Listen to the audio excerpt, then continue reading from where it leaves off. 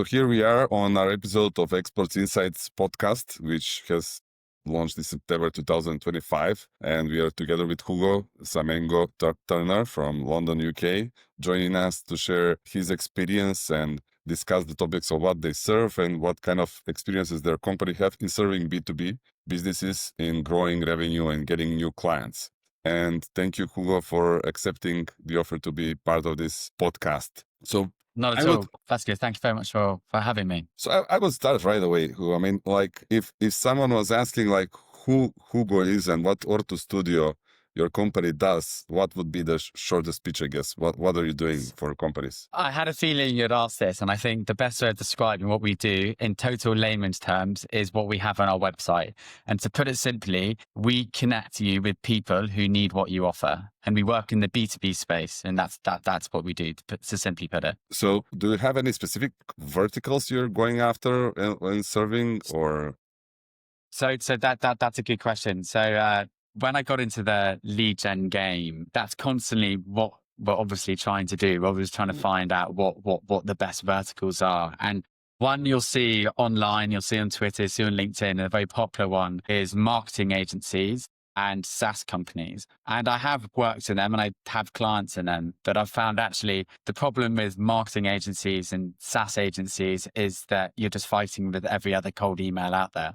And so more recently, I've been working in some more niche sectors. To name a few, I've worked with a business that works in industrial automation. And I can't tell you how many responses we've received whilst we've been in that space of people actually just wanting to get on a call with my client because they've been like, I've never received a cold email in this space. Like, this is why this got my attention.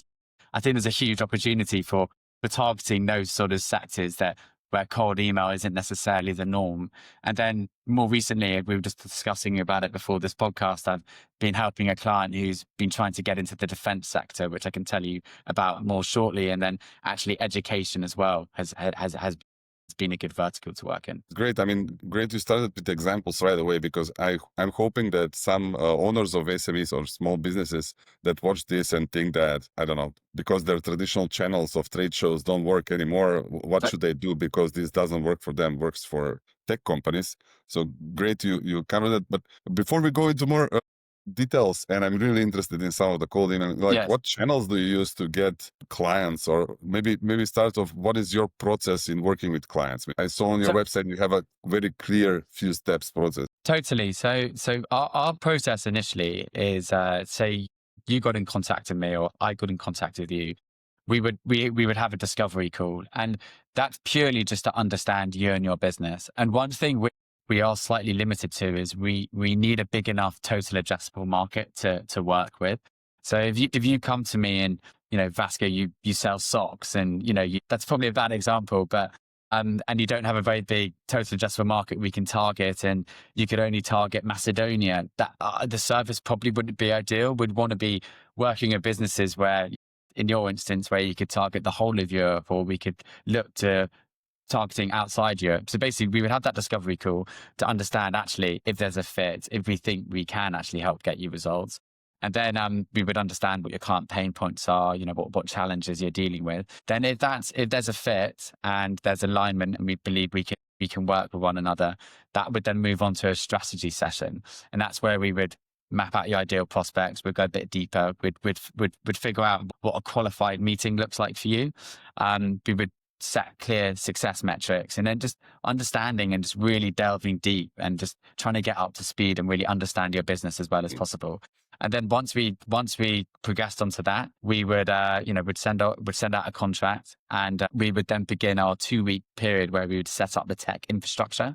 And that would be setting up all your outbound inboxes. And unfortunately, we've got a 2-week period that we can't skip, because we need to warm up all the inboxes and make sure we're not going to be landing in spam, and making sure our deliverability is totally sorted out. And in that 2-week period, we would write your initial campaigns and everything like that. And after the 2-week period, that's when we would look to launch the campaigns. And so that's a 2-week window from initial contact to launch. And then that first 2 weeks is we're testing. We're testing. We write 4 different angles. We're A/B testing, seeing which angles are resonating most with your target market. We're tracking and optimizing from that.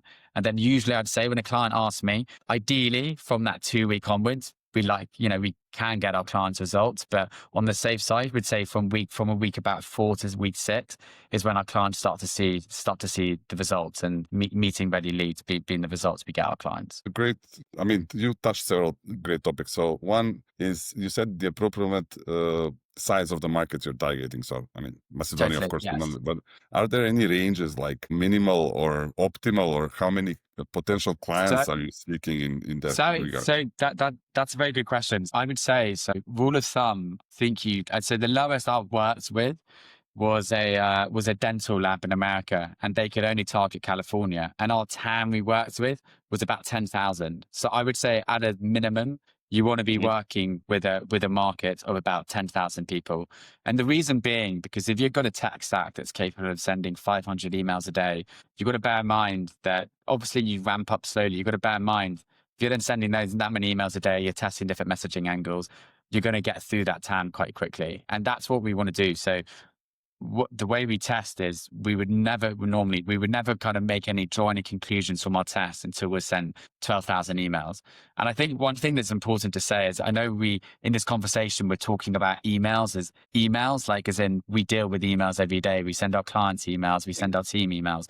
And with cold email, we really need to separate that. Email is purely the vehicle. It's like doing PPC advertising. It's essentially your advertising channel. And yes, it may be emails, but it's more it's your marketing channel, not the way you'd use emails in a traditional sense. Well, this is a great point. Now, you're saying email as a marketing tool, not as a sales part of follow-up or something like that, but there is a follow-up in the sequencing or not? Totally. There's a follow-up in the sequence. I say marketing, sales. I'd say the line blurs there, because obviously it's a sales tool as well. But in my instance, as a marketing tool. Another point you touched is the success metrics you define with your clients. Yes. So how often do the expectations of the clients go on one side or the other side? And I've met, for example, in some cases like, 10, so we convert 1%. And it's like, okay, guys, what are the metrics that you usually use, or how do you? So good. It's a great question. So I would say, I think I don't want to put my hand up and say this is why we're so much better than everyone else, because there's some brilliant people out there who do a very good job. But I think because ultimately the rest of those metrics are just noise for our clients. And what we do is, if we look across our suite of clients, obviously this can be a lot lower sometimes, but rule of thumb, you should be aiming for a meeting every 1,000 emails. That's rule of thumb. Sometimes that can be a lot lower, sometimes that can be higher if you're in quite a saturated market. But if we had to take an average and put a needle through it, you're looking about every 1,000 emails, you should be booking a meeting. And that's the metric that we hold ourselves accountable to. What geography? I mean, I didn't ask you, what geographies are your clients located? So totally mixed bags. So at the moment, we've got 16 clients, and actually about 10 of them are in the US, and the other 6 are Europe based. So you're based in UK, you're from London? UK, yes. Based in London, correct. And you have a wider team, which is also in UK, or all around? We've got a wider team. So yes, I've got an inbox manager. They're based in the Philippines. I've got one of them. And then I've got the strategist. He's based in South Africa. So it's 3 of us in total. So how is is email, let's say, dependent on the working hours or stuff like that? Not at all. So what we can do is, we run all our messages or our campaigns through a software called Smart Lead. And every time we reply to an email, and we can there's a setting where you can then go and reply in their time zone. And that means we can manage all time zones. But what we've found is, particularly with our team member in the Philippines, it means we can service both sides and kind of get a bit of we can service all areas of the world. I'm really, from the start of our discussion, I'm really wondering, like, you mentioned some cases. So maybe tell us some cases where, the defense case with a cold email is somehow... Totally. So, okay, so we touched on this before, but so basically, one thing I always say about cold email is, I think, and this is a mistake I made when I first got into the game, is people try and do far too much heavy lifting in their email. And what I mean by that is they literally just in an email, they write a really word heavy email of just trying to tell you absolutely everything about the email. And okay, there's two problems there. The first problem is someone's just never going to read it. They're just going to see that, think it's spam, and chuck it into their bin. But the second problem is that if someone does read that, then that gives them no reason to get on a call with you. They know everything about the product. So what we try and do is that the aim of the game is to basically sell the idea of the call. You want to entice them onto the call, and then that's where the sales call does the heavy lifting. So you're selling the call, and that's, I can't stress that enough. And I'll probably repeat myself a lot throughout this podcast of just going back to it, that we're really selling the idea of the call. And so in terms of the defense client I work with, so to give you a bit of context around the client, is essentially their core business is they sell acoustic panels to film studios. And they recently just kitted out the new Warner Brothers studio in the UK. But then they also did acoustic and thermal barriers for the COP26, the G7 summit. So they do very high-end events as well. But basically the process to make these acoustic barriers or these thermal linings is not so different to go make ballistic panels. It's a very similar process. You just change the materials that go in there. So my client at the beginning of the year presented this problem with me. It's like, I want to sell ballistic panels. Can you help me do it? Hugo, with absolutely no experience in terms of targeting the defense industry, got excited and, figured out the task. How do we do this? And a problem we quickly ran into is the British MOD procurement process, and this is no exaggeration, has about a 5-year sales process. And that for my client just wasn't an option. So what we did was like, okay, so we're not selling the idea of the call. We have no context. We'd have no contacts in the defense industry. How are we even going to begin to sell this product? So what we ended up doing, rather than going straight to the government decision makers, we thought, okay, let's think about targeting diplomats. Diplomats are often, they're going to have a great, book of contacts. So let's go after diplomats. So we basically targeted a host of diplomats in Europe, in Eastern Europe. And what that did is ended up opening doors to senior officials within the Ukrainian army. As of today, so my client ended up having some very valuable conversations around their products. And a real high point was he ended up, long story short, he ended up bypassing the whole UK procurement process. And as of today, his product is now on the front line in Ukraine. Disclaimer from the podcast, we are not offering services for the defense, although that might be interesting for many of the ex-automotive supplier companies. But there is a way to get new clients all around. Whether this is a disclaimer or not, really, I don't know.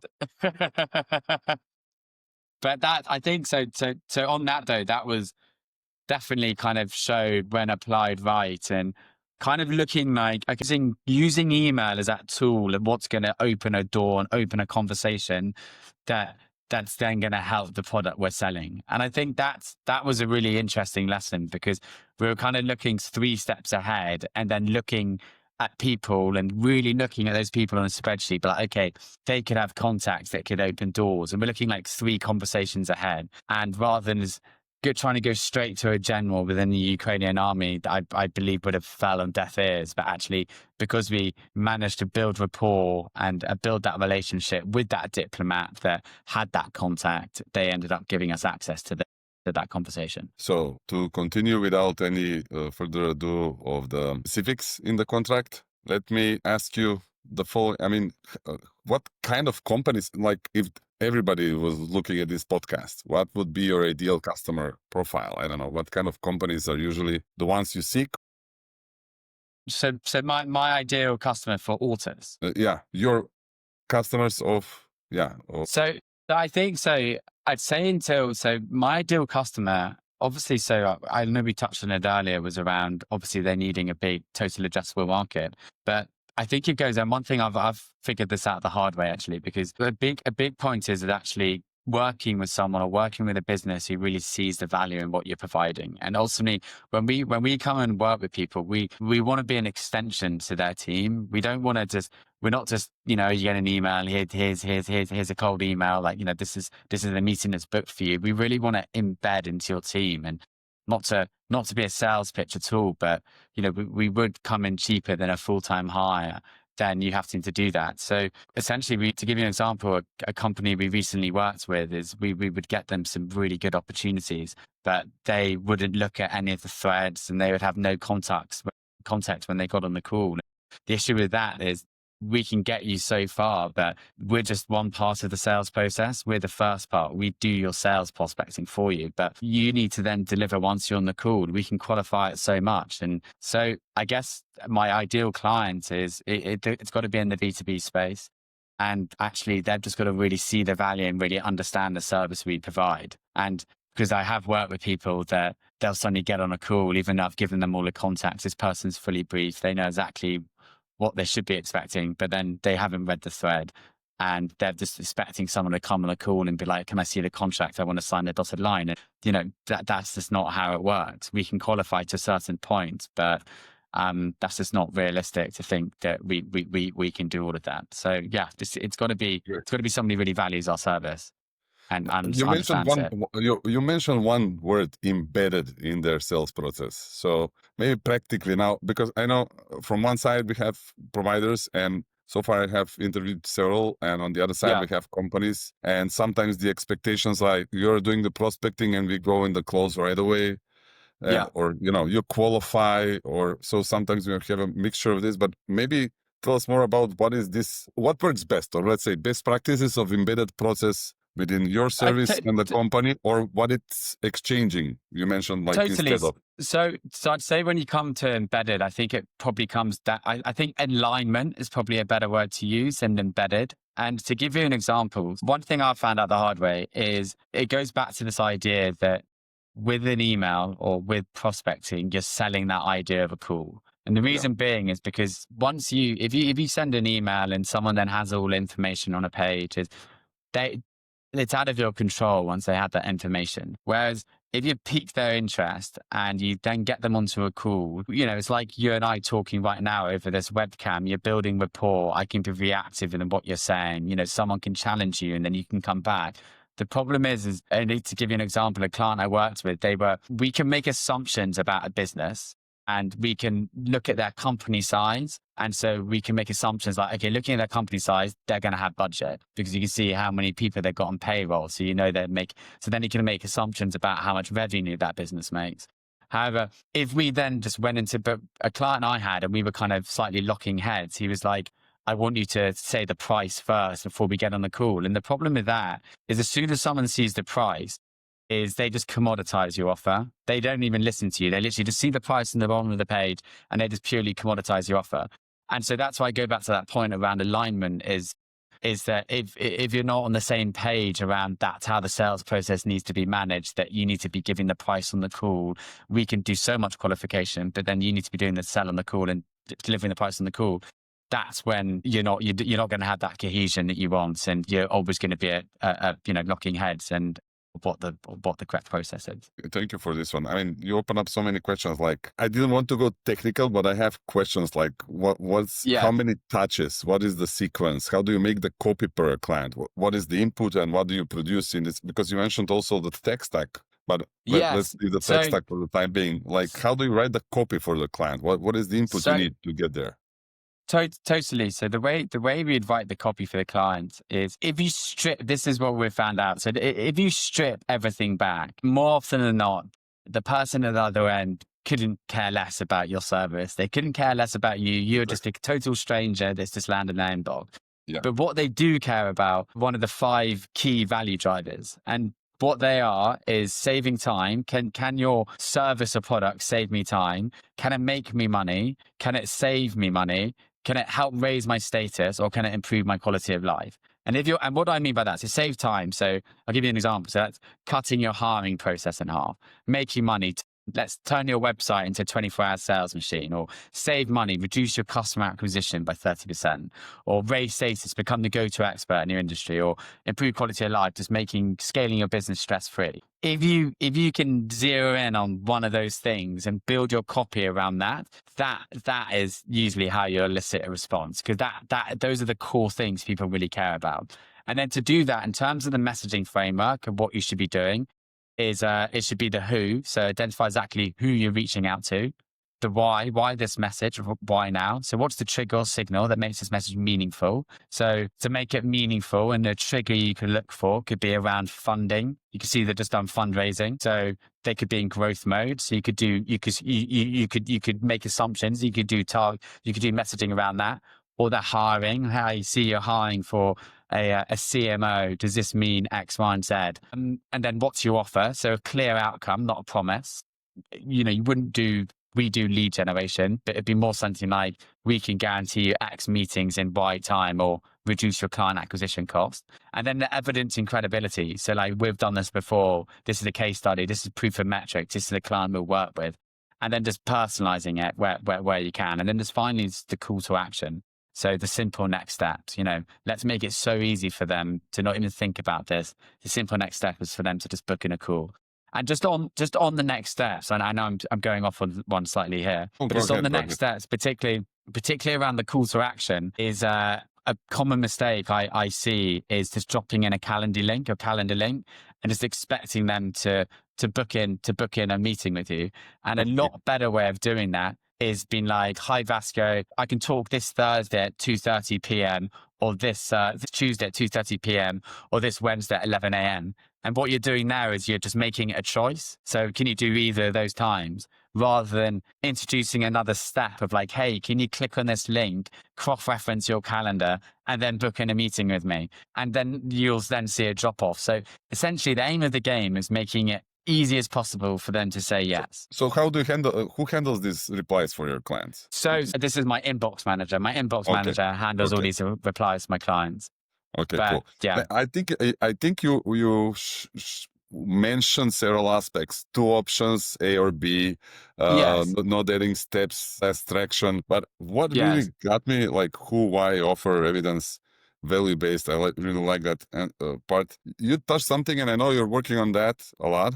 We have not discussed it much, and you mentioned some of the triggers, but how do you because I mean, sometimes we have clients that are not ready to pay, or in the B2B space, it's a decision-making body. Like you mentioned, like 5-year normal sales cycle in the business. So how do you get to, first, maybe how do you plan? How do you test out? And how you're sure about which triggers to use for a specific client? Let's put it that way.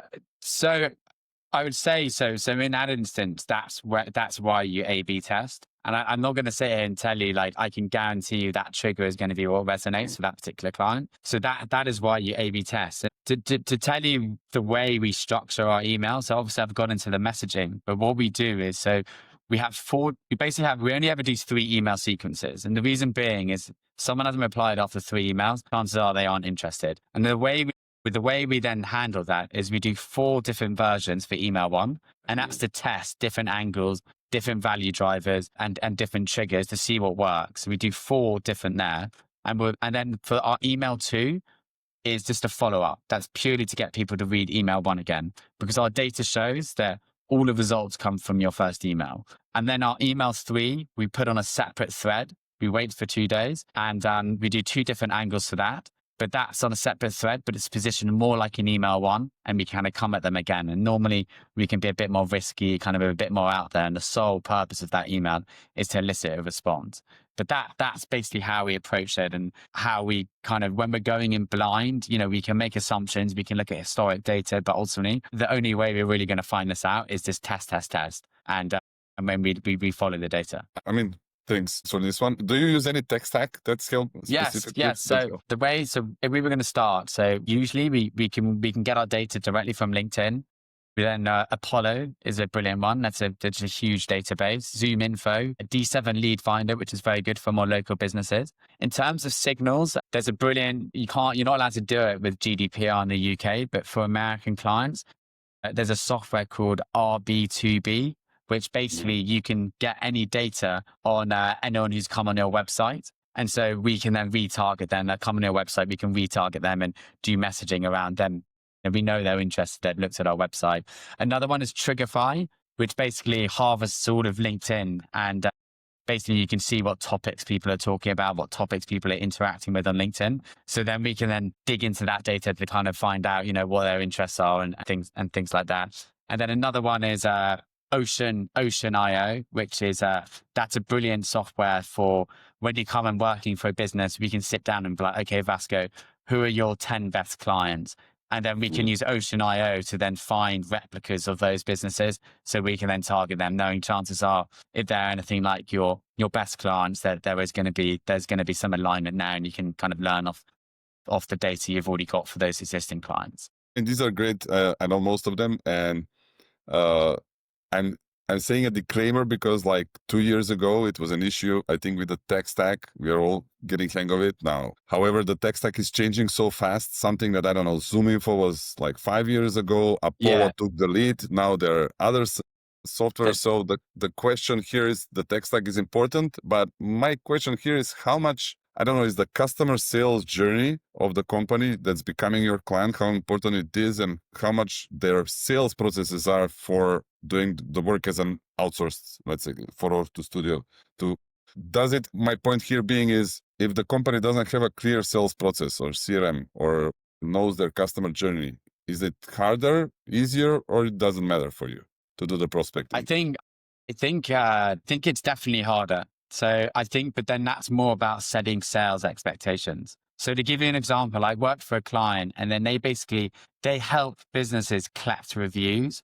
So, but they do it for, they do it for airlines, they do it for, quite large enterprise businesses, and they help them collect reviews. They help them with that whole client feedback process. And the problem is, this is when I first started, I got on with the person very well, but it became very clear that they had no idea. And so we, as a business, we have two offers. So we have one offer where the tech stack is always paid for by the client, but we do one offer where we work on performance and we just do a fixed fee for cost per call. But then we do another offer where we just do a retained service. And when I was starting out, I had this client on a cost per call. And the issue with that was that I was essentially doing his research for him because he had no idea where his ideal customer was. It was a new business. They'd started it up. They'd come from a bigger business that offered that service, but they didn't really have any processes in place. And essentially I was collecting that data for them. And I'm very happy to do that. We're very happy to do that. But I think in future, you then just got to have the way you get remunerated, you got to do that in a different way. You got to get paid in a different way. And that should be through, you do a retained service, and it's more of a data collecting exercise. I mean, I get the point here. And maybe I have a specific question for you. And I know you mentioned it somewhere. I saw it when I was looking you in and looking Ortus Studios. Like, what is a bad example of outreach, let's say, of email outreach? We were talking about what we offer, and maybe what is the bad example and why they fail? Okay, that's a really good question. I think so. Okay, so on LinkedIn at the moment, you read about personalization, like personalization, Vasko. You got to personalize your emails. You got to make it relevant to them. However, if you're reaching out to me, so I'll give you an example. So I went to university in Leeds in the north of England, and someone reached out to me the other day and said, I saw you went to Leeds University. Were you part of this fraternity or social? Did you ever go to this pub? And anyway, I just checked out your website. I was wondering if we can help rebuild your website. And it's like, what is the relevance to that? Like all you've done is you've then looked at my LinkedIn, you've seen where I've gone to university, and then you've done a Google map search to pick out a random pub in Leeds. Like, what is the relevance there? So, whereas to give you an example of good signals and good outreach could be, I saw you went to so-and-so events. I saw you at this expo. I'm really sorry to miss you. We were there as well. That's more relevant. That's because then you're then making assumptions. You can then, why we're there at that expo, then they're actually thinking about their sales. They're trying to grow. Whereas that would be a way more relevant trigger. By the way, events is a very good trigger I found. I've got great results for clients, basically doing attendees and targeting them for my client services. But it's about relevant triggers, or hey, I've just seen you've got funding. We've found X, Y, and Z from people who are at this stage when they've just entered their Series A. So that's relevant. But just talking about a pub and seeing because you went to university and then talking about something completely unrelated about web design is I would consider bad outreach. Well, we are trying to, I know in the game in the business is now, customize at scale. And I have a similar example from a colleague of mine when I was working for a US company. He got an email he shared as a bad example because it was like, you studied at the University of Texas. Have you met Matthew McConaughey? Yes. Yeah, it's just not, it's Totally different nonsense. age, totally different story, totally different studies, everything different.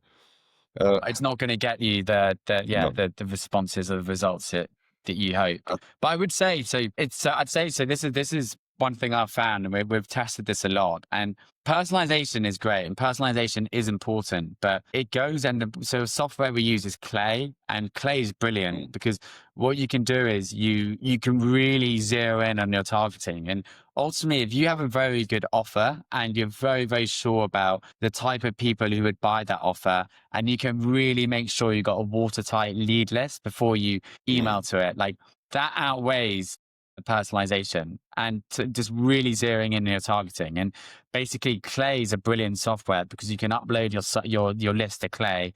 They have a thing called Clayagent. You can use a yeah. ChatGPT plugin or something like that. And you can prompt Clay to go troll all these websites to go double check that it's relevant. So I was targeting a business the other day, trying to find out if they do presentation design. But I basically uploaded a load of different marketing agencies. And then from there, I basically then asked the Clayagent to check if they offer that as a service. And then from that, we then made copy around here. I saw that you offer this as a service. And then when, started describing why I think we would be a great, pairing to help you with your outreach.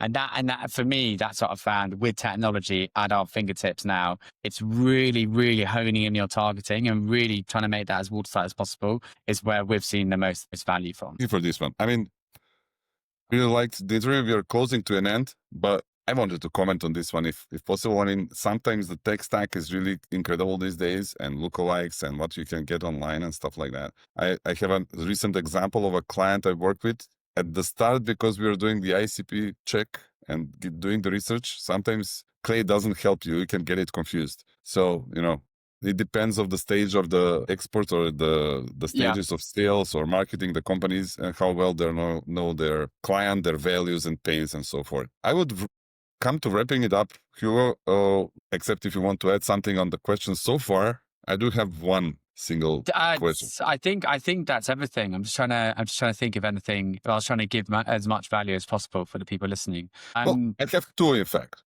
Okay. So the first one would be, so if there's someone watching, like let's imagine there is someone who is a potential client of yours thinking of something, like what would their profile be? Who should call you? Like Ortus.Studio, like to call you up, like what if explain them what they would be faced with and it's a good time to call you maybe. So it goes back to any B2B business with a big enough total addressable market, I believe we'll be able to help you. So we started off just focusing in on construction. And the issue with that was, we found we can help a lot more people than just professionals, in construction products. So basically any B2B business I'd found. So in terms of, I remember one of your questions was about, in your previous messages was around, basically, what legal stuff we need to keep in mind in terms of outreach. Probably not so good of a client, but I have done it. Basically, we've done some fundraising jobs for clients in America. But one thing we've found is you're not allowed to say, you're not allowed to offer anything over email. That's against the law. Whereas because it's regulated by SEC or something like that. However, what you can say is just say, this is just for informational purposes solely. And then once you're on the call, you can then do the sale. So I'd say that's probably not ideal. And it's got to basically any services, messaging, or we can contact B2B business. Is there a minimal revenue that you would propose they go into? Or minimal revenue. So I find, particularly for clients that I'm targeting, I find a lot of the filters online around revenue are very inaccurate, whereas employee count. So I would probably say from any business has got more than 5 employees, we can usually help. Because I'd say when it's lower than that, you're generally working at businesses where each employee is wearing multiple hats. Whereas I'd say from 5, 10, you've got more designated roles, and that's how we can then plug in a bit more seamlessly. For the end, I would ask you, like, what is your, let's say, single most important advice for small and medium enterprises? What to ask for the first before they enter a new market? What to seek for? If you could give an advice for an SME, for small and medium enterprise, small and medium business, when they want to enter a new market, what is the first thing to look at? I'm trying to think. or First solve thing or they should think look of at, solving? the first thing they should look at when entering a new market. I think so. It goes, say, I'd say like if I would say I'm just trying to put myself in the shoes, and when I work with an industry I've never worked with before, so I just talk you through what I would do in terms of, and hopefully this answers the question. And if I work with a business I've never worked with before and I don't understand it, is usually what I'll do is it goes back to figuring out what those pain points are of that market, and it's about figuring out what job title we're going to be targeting. You know, is it a small business? So we should be targeting C-suite. Is it a larger business?